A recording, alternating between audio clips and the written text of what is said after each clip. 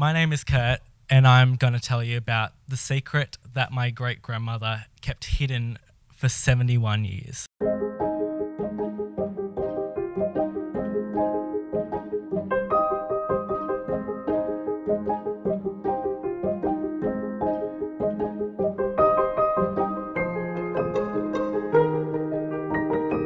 So, to describe this little old lady, growing up, we did not know much about her except that she moved here after the war from Europe. She always wore long sleeve clothing and mostly kept to herself. A big rule in her house was do not wear striped clothing around Nana Molly. Dad, why can't we wear striped clothing around Nanny Molly? Because she didn't have a good life, so what do you want in your sandwich?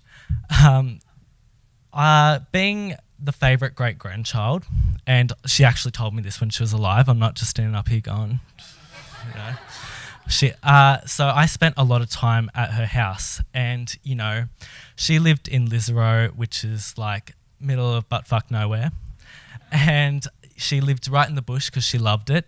Used to have a little glass window where she'd wipe really clean, wait for magpies to flow into it and kill themselves. Amongst my grandma's other hobbies, you know. So living out in the middle of the bush, it gets hot. She rolls up her sleeves sometimes, always wearing long sleeves, but rolls them up sometimes. And I remember being younger and seeing a tattoo of numbers. Didn't think much of it, just thought, yep, another decision made on a night out. Yeah. So I spent a lot of time at her house, and I remember one day she started speaking to me in Dutch and looked at me as if she was expecting a response, and I said, "What?" And then she said, "Oh, I'm sorry. You remind me so much of my brother." And I said, "Where is he now?" And she says to me, "He died during the war, so do you want Vegemite or Nutella on your sandwich?" And I said, "Vegemite."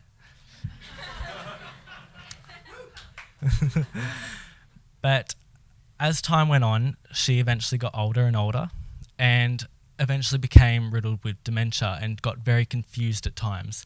So I remember being about 13, 14 and spending time at a house as I did with her by myself with her. And she says the same things in Dutch sort of thing, expecting a response. And I said to her once again, "What?" And then she puts her hand into her hands and starts crying, and I said, "Oh my God," you know. And then she goes, "Sit down, I'm going to tell you everything." She tells me what her own children do not even know about her. So, like I mentioned, I'm from a fundamental Christian background, and by fundamental I mean hardcore, like Southern American kind of shit.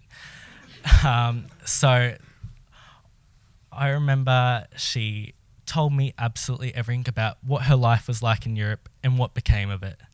She told me that she grew up in a very wealthy family in Amsterdam, and, you know, she came from, I didn't even know what Jews were at the time, but she said she came from a Jewish family. And, you know, during Nazi occupation, her and her entire family were sent to Auschwitz. So from there, her parents, her brother, that she always said I reminded her so much of, I was a spitting image apparently, that I reminded her so much of her brother that died in a gas chamber at the age of 13. So when I was 13, 14, she got very confused with dementia, thinking that I was literally him walking around the house.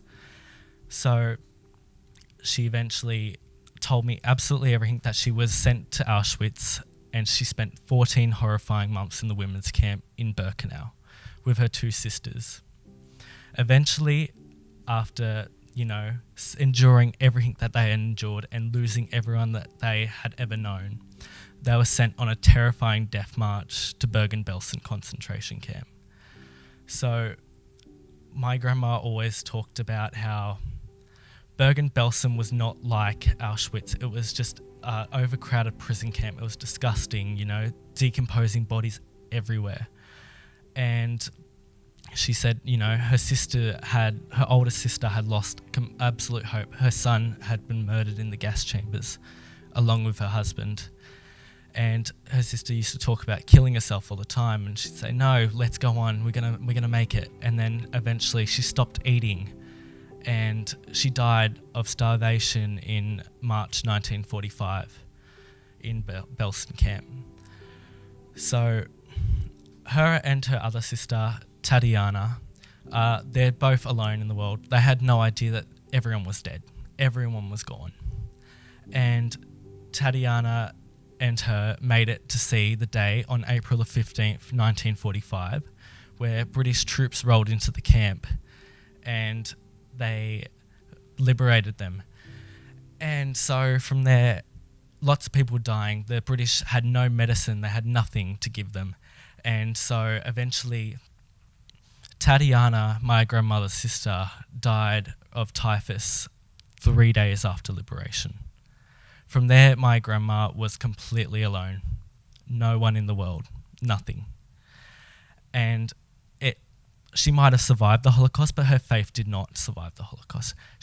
Her personality, the person she was, did not survive the Holocaust. And she eventually married a British pilot, and she moved to Australia. She kept everything secret, absolutely secret. Then she even went to the extreme of changing her name. She was Anya Krajewski before the war. After the war, Molly Brown. Her daughters eventually became extremist Christians, thus leading to my upbringing of the Asians are invading Australia or something like shit like that. So